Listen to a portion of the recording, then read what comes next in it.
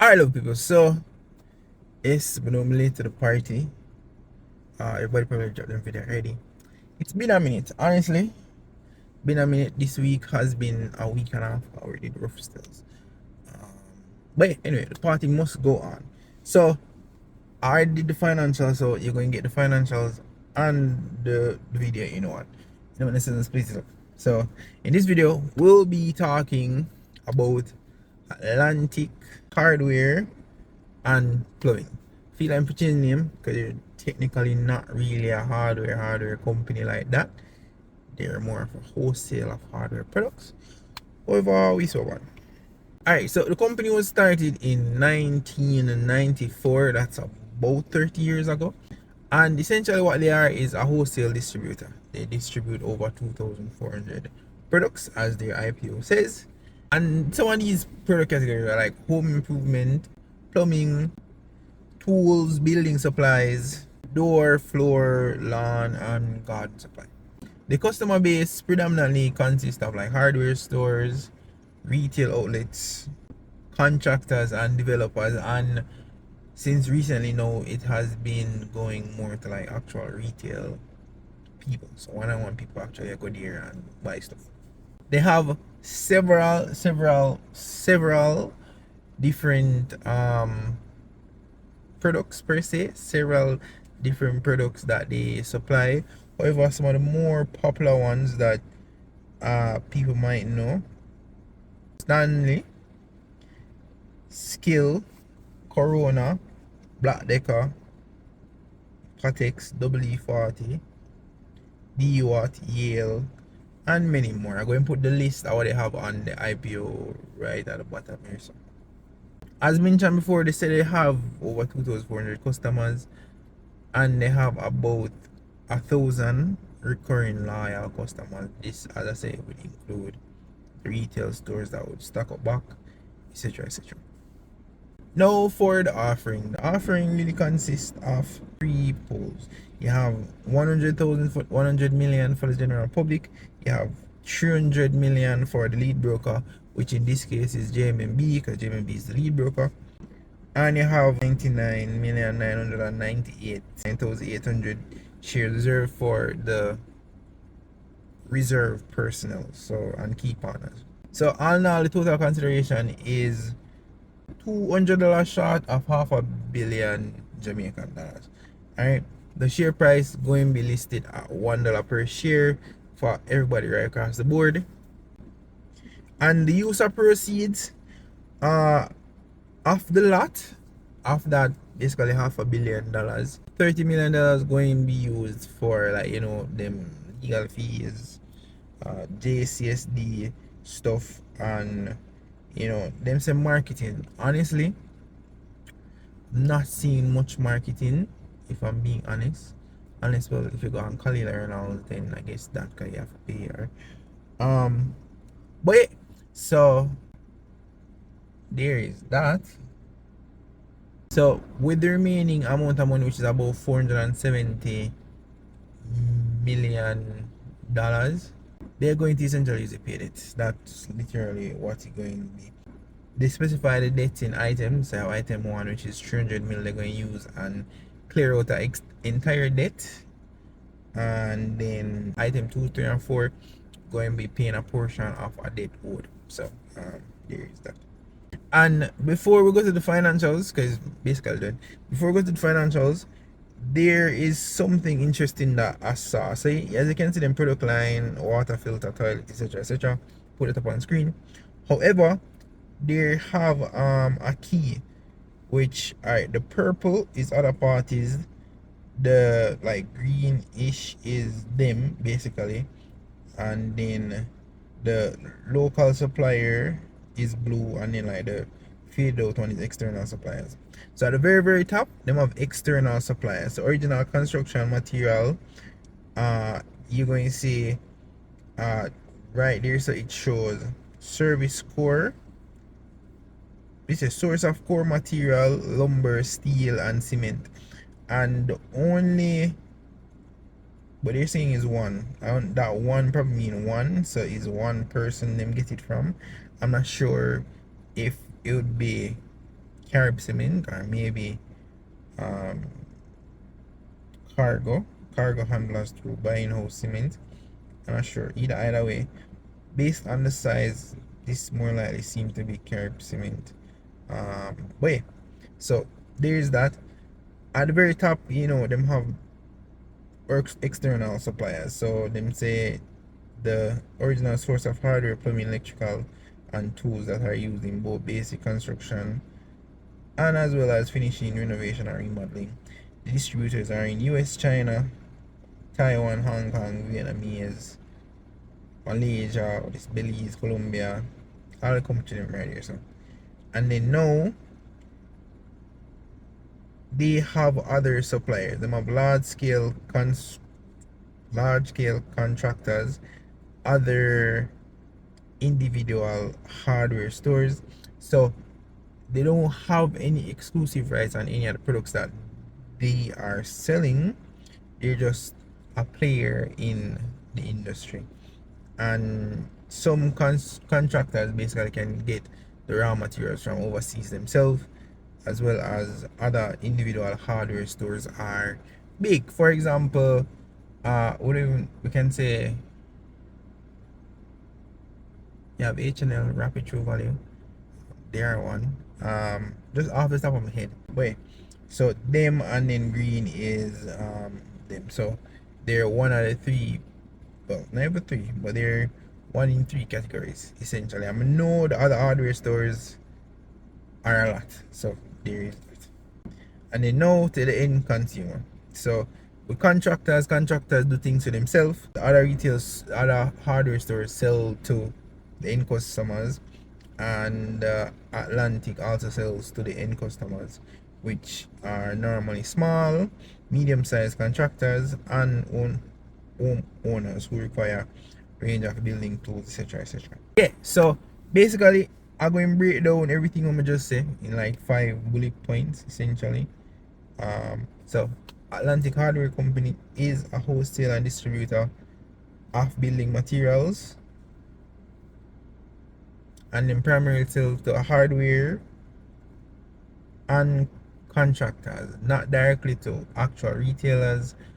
Yeah, so yeah, they offer things predominantly based on what the CEO said on Kalila Reynolds show, was PVC pipes, fitting, plywood, doors, cement, zinc, and plumbing material. The business model is about 98% wholesale, meaning that they sell to somebody that sells to the bottom line person. And then they recently relocated to Marcus Garvey Drive last year, should be year before last, 2023. Yeah, so basically what they do is they have basically came to a one big location where them can, like, be more efficient essentially.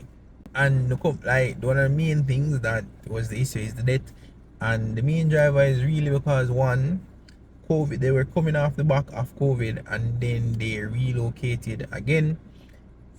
So all of that debt pile up in a way. So I kind of understand why they would have so much debt essentially. So they do have some future plans, honestly. The future plans that they say they have is, they're going to use the use of technology to improve customers and services, logistics. They're going to focus on major contractors and developers, which it's going to have to be something specific, because if they're already on par with the large contractors, I'm gonna think that makes sense. But we see how they go about doing that part. And they also aim to actually expand outside of Jamaica and go towards like the Caribbean and everything. And the last thing, which is dividend, before we actually go to the financials, is that they said they would pay 40% of their net profit in dividends once it not affect the company health. Which more than likely this company are going to necessarily be a dividend company, and I don't think they're going to be paying dividends soon, which is fine. It just come to the market, so I understand. But yeah, so 40% just being optimistic. Let's say this year them decide to pay dividends. They're just using the 2020 three financials, because that's the full one. They made about $105 million in net profit. 40% of that divided by the total amount of shares currently outstanding, which will be 1.95 billion. Because it didn't come to the market yet, so the other 500 million shares wouldn't necessarily add to it.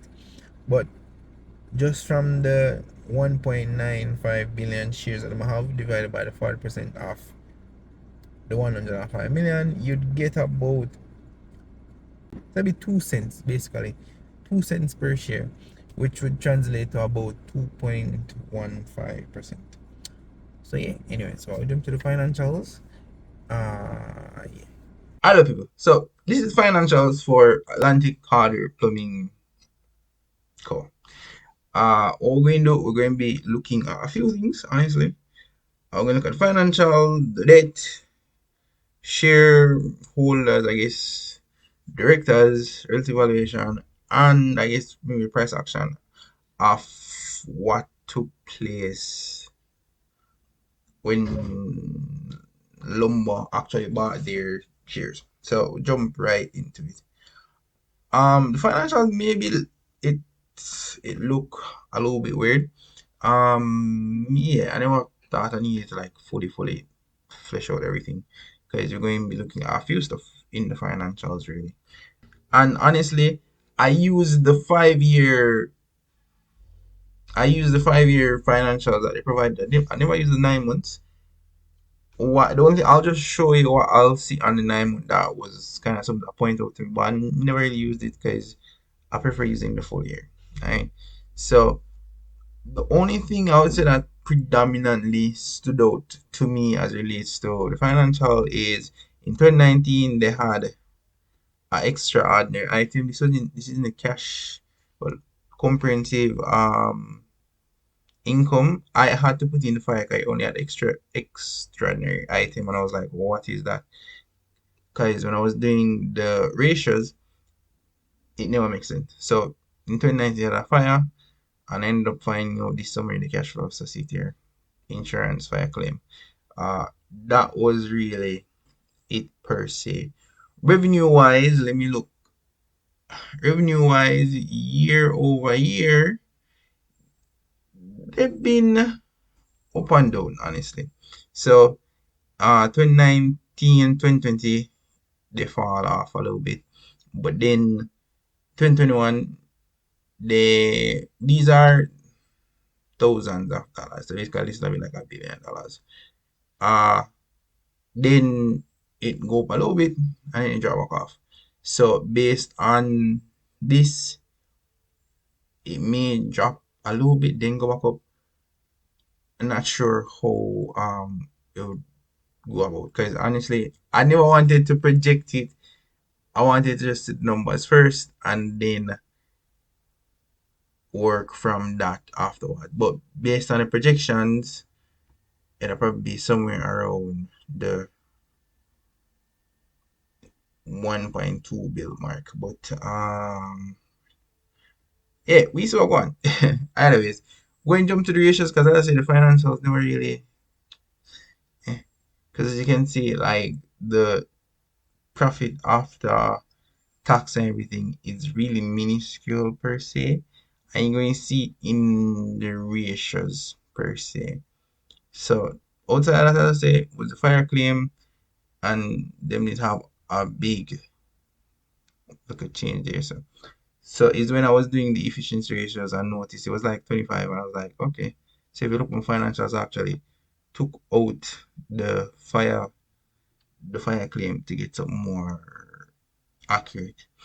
All right. So as it relates to the liquidity, uh, for the 5 years that are projected, you have it from 4.72. It's not a gradual up or down. It's just really dynamic or all over the place, if you want to say.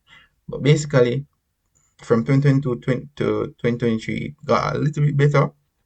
However, I bet it when I go down, we'll go about it anyways. So the efficiency ratio now, as you can see, the gross profit is like 9%. So after them sell the billions and billions of dollars, they may make like 100 mil. And then once they have paid out everything essentially, because I think they will probably fall in the retail category. Once they have sold everything, their profit margin significantly drops to like 3%, 0.0, not even a percent in 2020. On average, you can probably say, I don't know,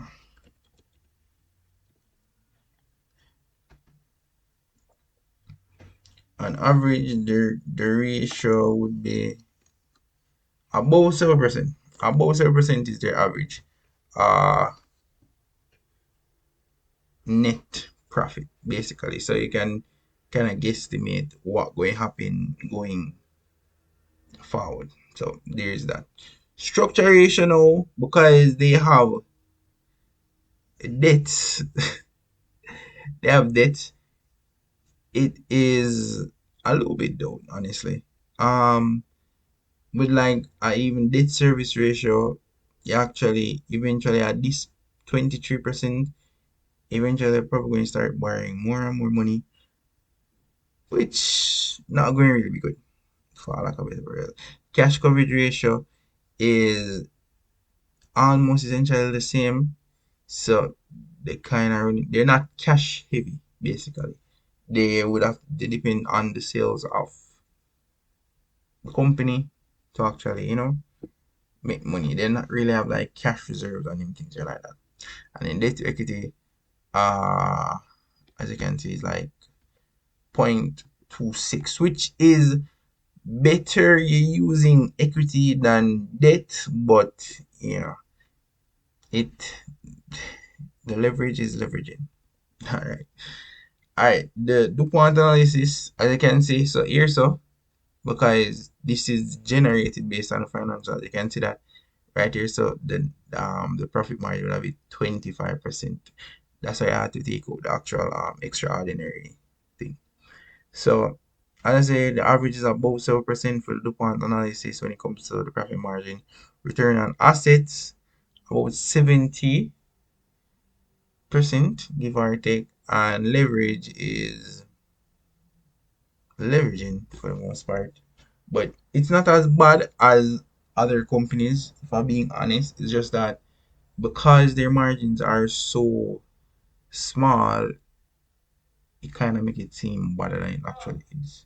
So there is that. But you can look on the graph, you'll see leverage has it fall a little bit, but you see like it's on a plateau where like it won't go back up. So maybe 2024 going affect it as well. Return on asset, as you can see, kind of been a dip, like it reaches high into dip, and profit margins and return on equity has been kind of on the same trend regardless. So there is that. Now for the debt, this is what the IPO money going to be used to clear off. And I did I'm not sure, so it might be off a little bit. So it can be that this debt, so the 300 mil, is inclusive of the 12%, or is the 300 million borrow and 12% added to it. But I am going to choose the latter because that will make more sense. So they have three items essentially, and these are the three items. So they have JSC Trustee Service Limited, uh, fixed bond rate, which is this fixed bond rate again 14.5 fixed bond rate this, and then a bank loan at 14.5%. And basically, each of these have them own good thing. So you have in creditor agreement, pari passu security sharing deed. Yeah, corporate guarantee of Mason Group means that somebody at the Mason Group are um back it in grand scheme of things. And you'll see the directors and why them associated or why the state is structured this way. You have guarantee from Construct Group Limited. support by pledging ordinary shares of the borrower owned by Construction Group, which you'll also see in the shareholders here. So Constructor Group. So I'm gonna pledge them shares as what is going to use to cover the debt, and venture over present and future assets of borrower, and first legal mortgage over 7A Ashamaya Road, Kingston level, and then assignment of fire, allied per insurance and business interruption insurance, which I think is general, which would have been this, because shareholder as well is general accident. So basically I'll just break it down because they're just all over the place. I don't like it. Alright, so the 300 mil that they have right here at the 12%, 285 at 14.5% essentially, and the this is a loan bank loan. So and then the 475 at 14%. When you add the interest rates, these are the total final payments that they'll make, which is about $1.532 billion. If you look on financials, the only thing is that this would wipe out, like if they don't make any profit per se, or they make them 10% or 30% profit. So let's say, for example, going to the most last one, inventory profit.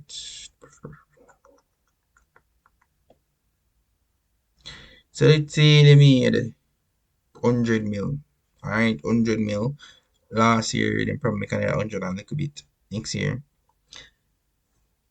This is what they'll have to cover the debt. But sometimes when companies are in debt, so this couldn't cover it. This does still left $1.4 billion. They have enough in their equity to cover it though, but not by a drastic amount, honestly. You can see,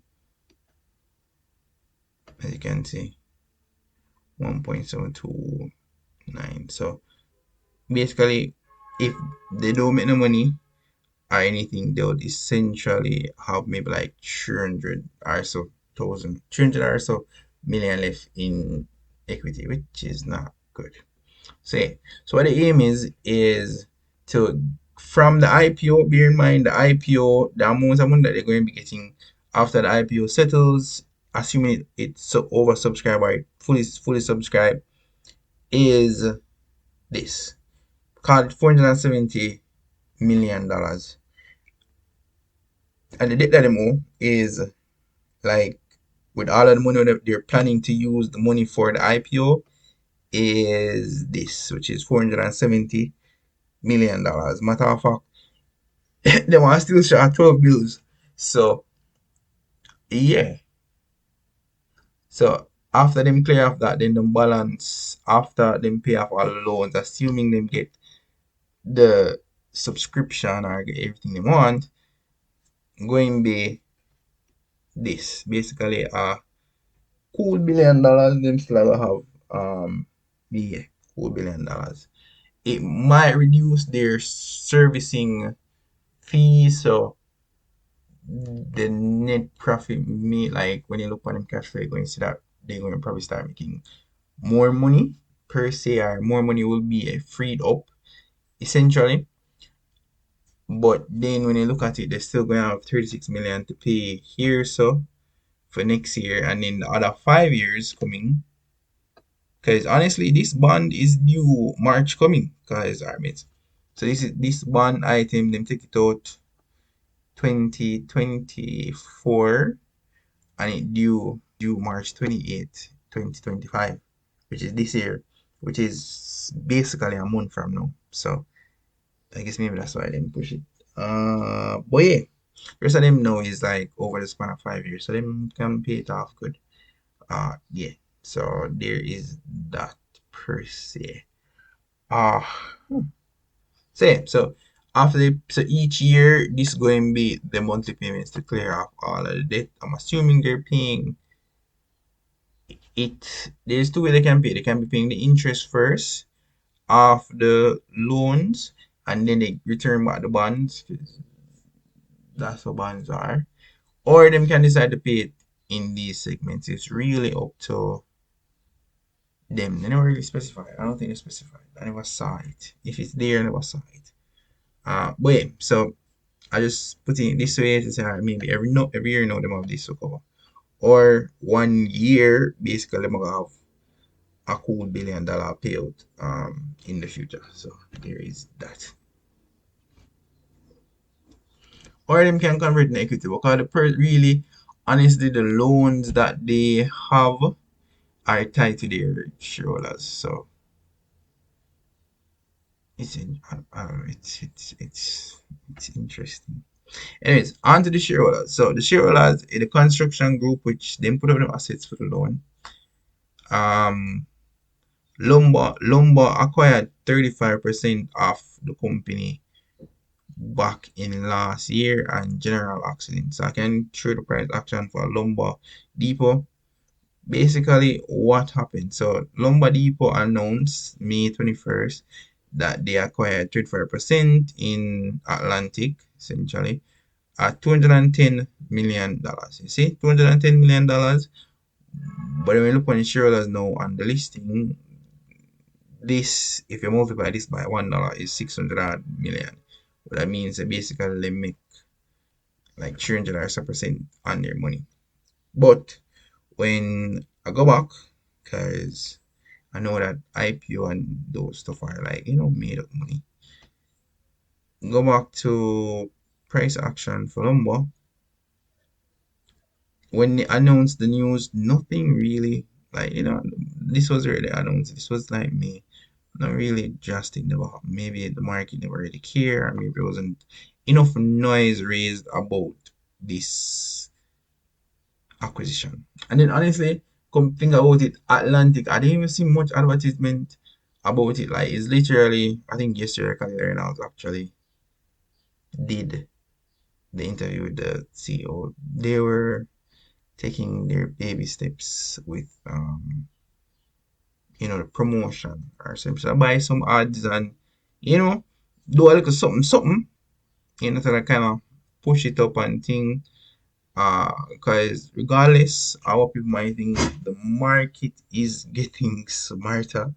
So the market is getting smarter. So I have to do more than what happened. Because you have persons who will say, no, I'm not buying an IPO just cause, or maybe them like how it feel or whatever. It's not like one time we could say IPO, and as I say IPO, everything buy off. The people are getting smarter. So companies do put in a little effort with an advertisement, like actually try to persuade people. But yeah, so anyways, as I was saying, this was, I think, their most recent financials I pulled this from.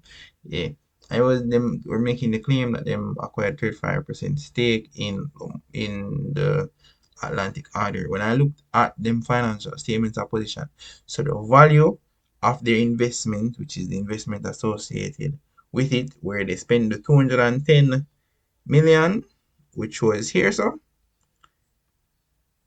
no, they audited them valued at 285 million, which is still a decent change like return, 27%.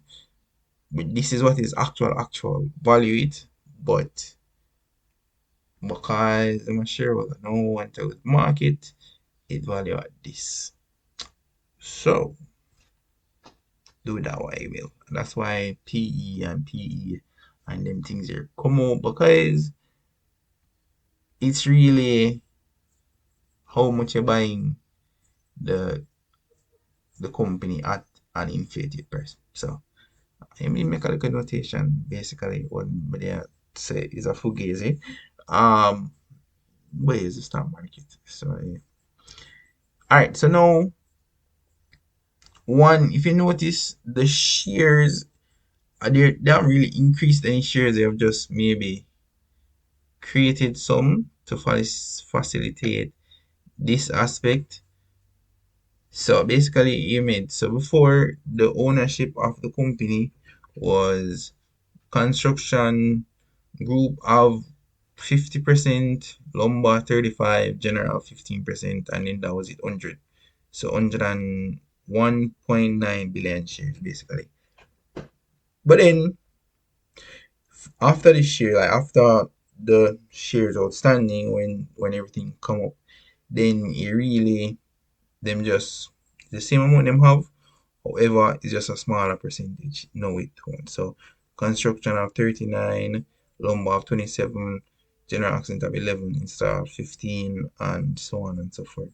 The lead broker, JMB, have 300 M in it. Evidently, that I got take up 300 million. I got them I take up that.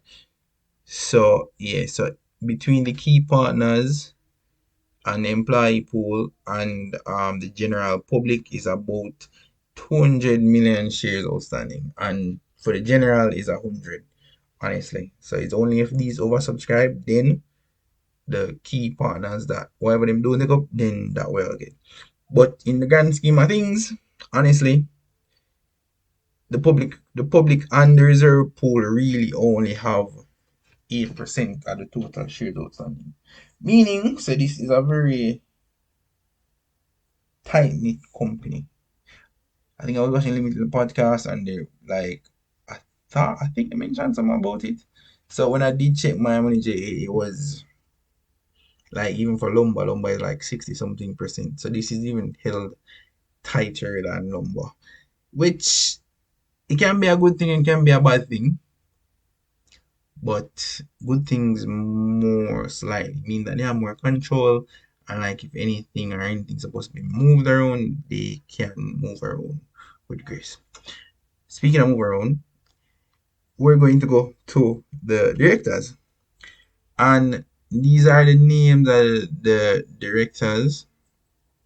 So I think maybe a visual representation would be better.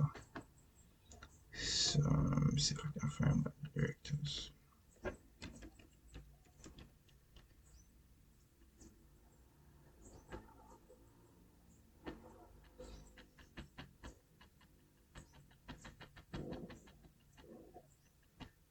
All right.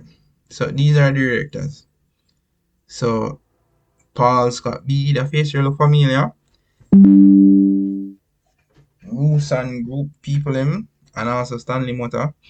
I think he gave it up to his daughter or something like that. To run off Rusan Group now and run off Stanley Motors way. So all these persons are directors, and everybody up to the last two persons, up to them two here, connected. So them last two here, up to them connected. They either connected in, as you can see, the Musan group, or connected to the Musan group in some form or way, or FAC, or TDs, or General Accident. You can see Lumber, you can see Arc Manufacturing, Lumber again, Blue Power,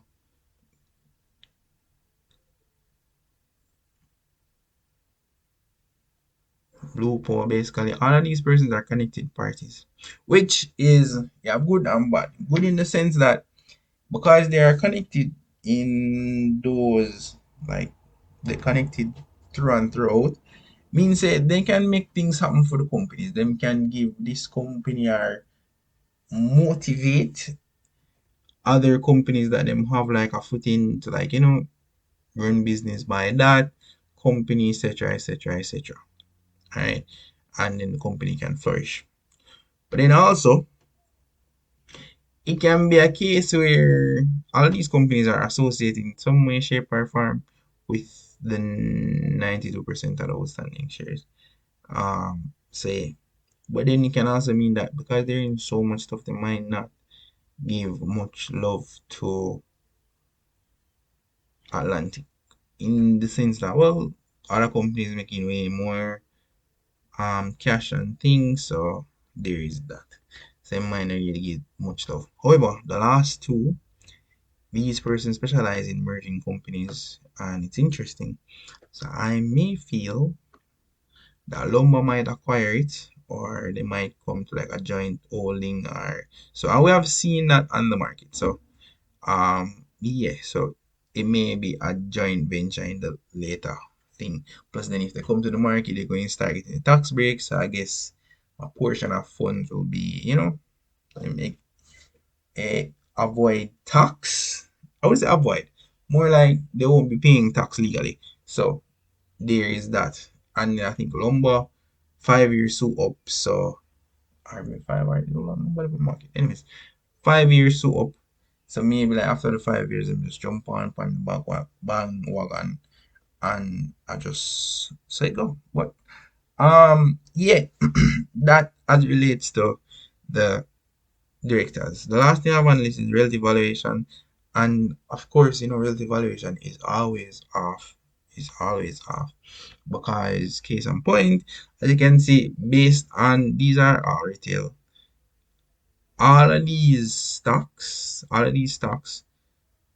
them have various PE, PB, Dermond, etc. They are something. However, once you look at Atlantic and you look at relative valuation, you see the fair value is like $2.45. Alright, we can get this down. $2.45 are yeah, $2.45. But as I was saying, I explained earlier, is because the shareholders, so on lumber share would value at the like 300%, while in reality it's like only 27% really growth it have right there. So this number is significantly skewed. So I have to wait to actually come on the market and integrate it, and then we can get a proper weight, etc. And then we can probably revisit this. But also, that is really it for the financials. Remember, this is financial advice. It's just one youth. I go and look through some numbers. You see me? All when no are foolish me there. I'm just talk with confidence. So do what this way you will. Contact your own financial advisor. And yeah. Anyways, this is where the financial ends. Of course, love you guys. Catch you in the next video. Peace.